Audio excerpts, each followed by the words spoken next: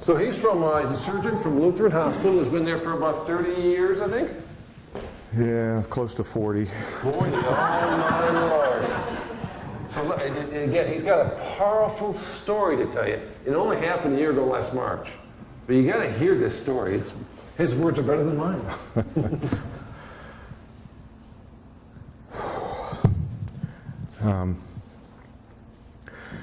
First of all, I grew up Catholic, a scientist, and a surgeon. And so everything fits in a neat box. And what happened to me doesn't fit.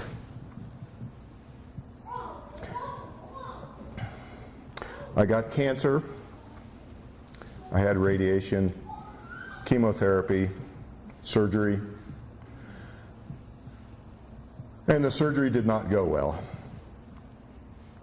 After a couple more surgeries, I got up, and it was interesting, you talk about a breath, because I had a massive blood clot to my lungs. And if you've ever been unable to breathe, pretty scary. And somewhere after they called for the rapid response team, I realized that I was looking down at what they were doing to my body to try and save me. And yet I seemed to be in a big open space that was light and airy, and I had no fear. I didn't feel any anxiety. I was just watching what happened with interest. And after a little while, I could see they were taking me, and later I found out it was to the intensive care unit. And after being in this space, I realized that there was a light coming.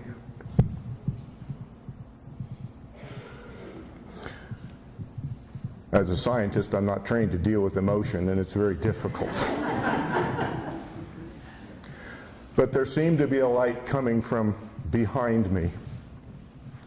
And I don't know how I turned, or if I turned, or whatever, but there was a door, kind of a Roman door. And I don't know why I remember it was Roman, but it was rounded and there was an arch and it had leather straps. And through that door was coming an amazing light. And it was most peaceful, reassuring, wonderful, all-encompassing feeling. And I say light for lack of better words. It was it was more like pudding. It was just, you were there. It was just all around you.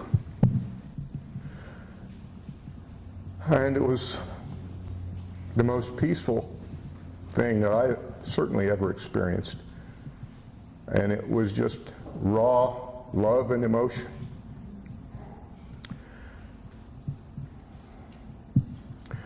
And I remember the door was partway open. To me, it seemed like it was an invitation. But there was no pressure. There was nobody calling my name. There was nobody standing there with a checkbook to say I'd been naughty or nice. And I could feel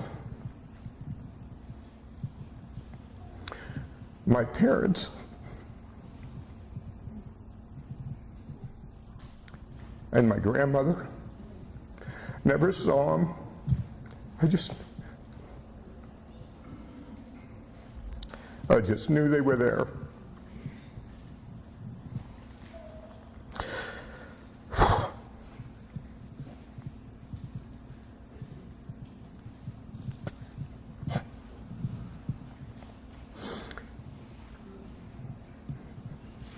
So I wasn't sure what to do, and I asked my dad,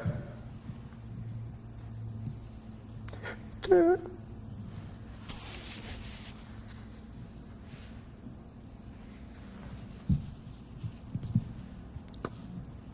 to help." And I reached and felt this hand.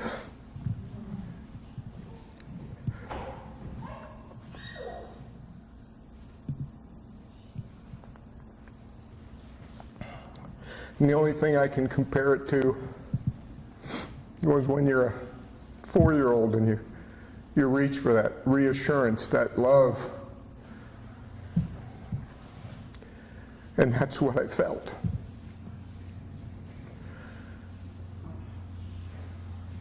And sometime after that, it seemed that I had to make a choice between going through this door where certainly there was no fear, seemed wonderful. But I thought of my wife and my 2 kids. And they're grown. I mean, I hate to say this, but I'm 67. I've been around for a while.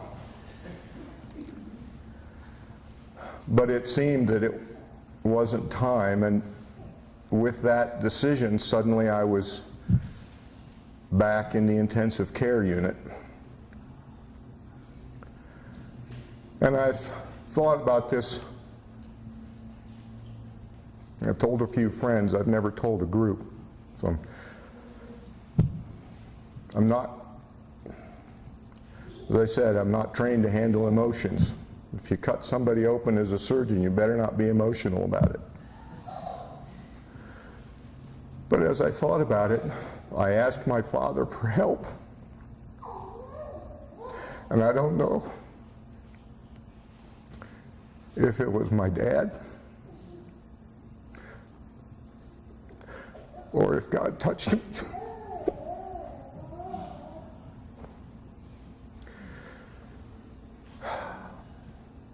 But I can tell you that I know that there is a life after this one. And it is unbelievably wonderful. Even though I didn't partake of the whole thing, just being behind a partly open door, it's indescribable. And as a Catholic, I've had my doubts through the years.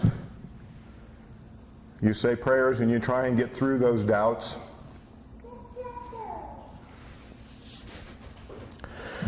But I can only hear so many stories about shepherds,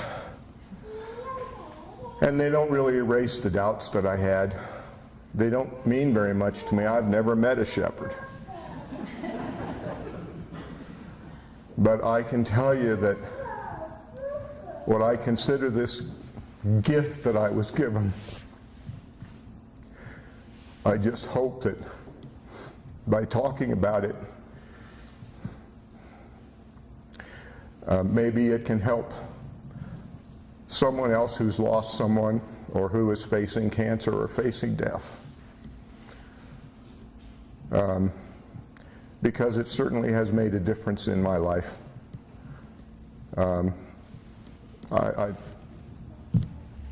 Anyways, I don't have anything else. That was my experience, and it was very powerful. And I know that it was not the oxygen that saved me. It was a choice that I was given.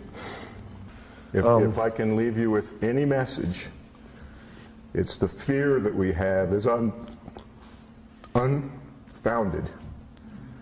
What is there is unbelievable.